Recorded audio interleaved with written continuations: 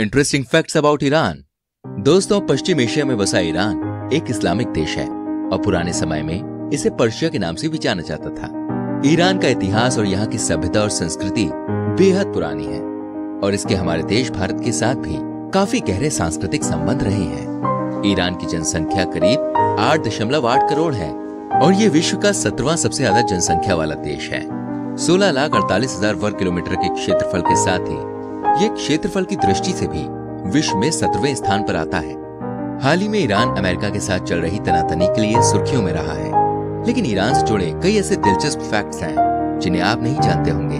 तो चलिए आज मैं आपको ईरान से जुड़े कुछ ऐसे ही फैक्ट्स बताता हूँ जो आपको हैरान कर देंगे। साल 1979 में ईरान में आई इस्लामिक क्रांति के बाद यहाँ की महिलाओं पर कई तरह के प्रतिबंध लगा दिए गए थे। ऐसा ही एक प्रतिबंध खेल प्रतियोगिताओं में हिस्सा न लेना है।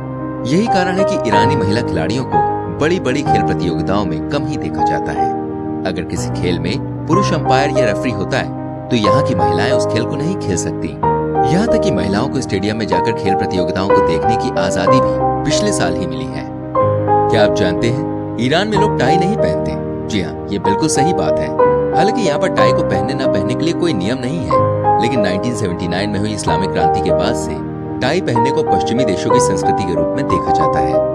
विदेश में रहने वाले ईरानी लोग टाई पहने हुए देखे जा सकते हैं, लेकिन ईरान के कम ही लोग आपको टाई पहने हुए दिखाई देंगे। दोस्तों, ईरान की राजधानी तेहरान है। इस शहर की जनसंख्या करीब 90 लाख है।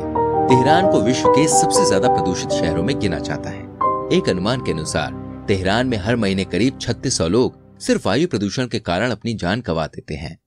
योगर्ट यानी कि दही को ईरान में पर्शियन मिल्क कहा जाता है। प्राचीन समय से ही दही को यहाँ पर काफी महत्व दिया गया है। ईरान के कई लोग तो इसे चमत्कारी कहते हैं। प्राचीन समय में इसे अल्सर और जले कटे जख्मों को ठीक करने के लिए इस्तेमाल किया जाता था और ऐसा कहा जाता था कि इससे आपकी जिंदगी लंबी होती है। वैसे क्या आप जानते हैं भारत की तरह ईरान में भी शादी समारोह में अपने सभी रिश्तेदारों को बुलाने का रिवाज है? जाहिर सी बात है, इस तरह की शादियों में बहुत सारा खर्चा होता है। ईरान में वहाँ की सरकार ऐसी शादियों में आए खर्चे में अपनी तरफ से कई रियायतें देती है, जिससे कि लोग ज्यादा पैसे खर्च होने के डर से सांस्कृतिक रूप से शादी समारोह आयोजित करने से डरे नहीं। दोस्तों, मध्य पूर्व के ज्यादातर देशों की तरह ईरान भी काफी गर्म देश माना जाता है, लेकिन यहाँ का मौसम काफी अजीब है। एक तरफ जहाँ गर्मियों में यहाँ का तापमान नए रिकॉर्ड्स बनाता है, तो ठंडियों में कई जगहों पर बर्फ भी गिरती है। यहाँ पर हर साल करीब 5 इंच वर्षा होती है, जबकि हमारे भारत में ये आंकड़ा 11 से 26 इंच तक पहुँच जाता है।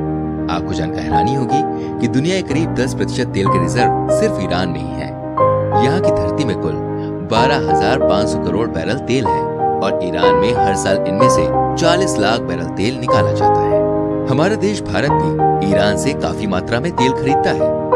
दोस्तों, प्राचीन ईरान में रहने वाले मेडेस लोग आर्यों के वंशज माने जाते हैं। इन्हीं के एक समूह को मागी आदिवासी कहते हैं।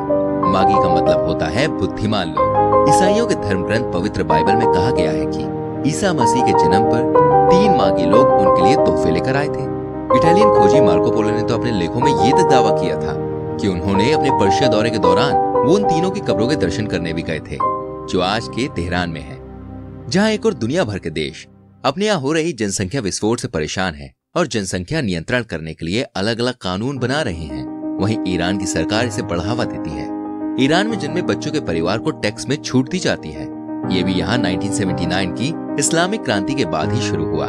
इसके लिए यहाँ पर लोगों को पवित्र कुरान की आयत का हवाला भी दिया जाता है, जिसमें लिखा हुआ है कि युवाओं को जल्द ही शादी कर लेनी चाहिए और उन्हें ज्यादा से ज्यादा बच्चे पैदा करने चाहिए। ईरान की इस पॉलिसी का एक सकारात्मक फायदा ये निकला है कि यहाँ की अधिकांश जनसंख्या 30 साल से कम की है। अगर आपने ईरान का झंडा देखा होगा तो आपने ये जरूर सोचा होगा, भाई ये सफेद रंग की डिजाइन तो इसमें काफी अच्छी बनी हुई है ना? लेकिन असल में ये डिजाइन नहीं है, बल्कि ये ईरानी भाषा में अल्लाहू अकबर लिखा हुआ है, जो इस झंडे के ऊपर और नीचे की ओर 11-11 बार लिखा हुआ है। आपको बता दूं, ईरान दुनिया के उन देशों में गिना जाता है जिनके पास परमाणु हथियार है। जी हाँ, आपने बिल्कुल सही सुना, ईरान के पास परमाणु हथियार है। हालांकि इसकी संख्या का अनुमान किसी भी देश के पास नहीं है। एक मुस्लिम देश होने के कारण ईरान में समलैंगिक लोगों के बीच कोई भी रिश्ता गैर कानूनी माना जाता है। लेकिन वही बात करें लिंग परिवर्तन की, तो कई दूसरे मुस्लिम देशों के विपरीत ये यहाँ पर वैध है।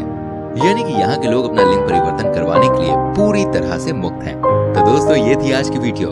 अब आप ही हमें कमेंट करके बताइए कि आपको इनमें से कौन सा फैक्ट सबसे ज्यादा दिलचस्प लगा ईरान का। वीडियो को लाइक कीजिए, शेयर कीजिए और हाँ, चैनल को सब्सक्राइब करके बेल आइकन को प्रेस कीजिएगा।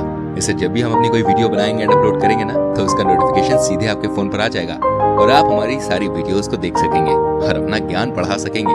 चलिए मिलते हैं आपसे अगली वीडियो में। Till then bye bye, take care.